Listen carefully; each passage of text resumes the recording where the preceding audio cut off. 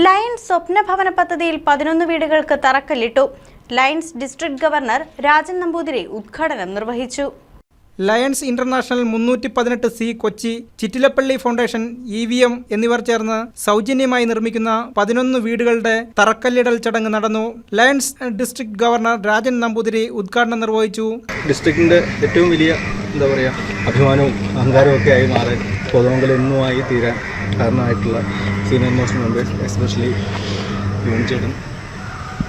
കാരണം ഇങ്ങനെയൊരു പ്രോജക്റ്റ് ഈ വർഷത്തെ 107 ഭവനം എന്നുള്ള രീതിയിൽ ചിന്തിച്ച് വരുമ്പോൾ എവിടെ ആരൊക്കെ സപ്പോർട്ട് ചെയ്യും, ആർക്കൊക്കെ ചെയ്യാൻ സാധിക്കുന്നവരുണ്ടെങ്കിലും ആർക്കൊക്കെ അതിനുള്ള സന്മനസ്സുണ്ടാവും.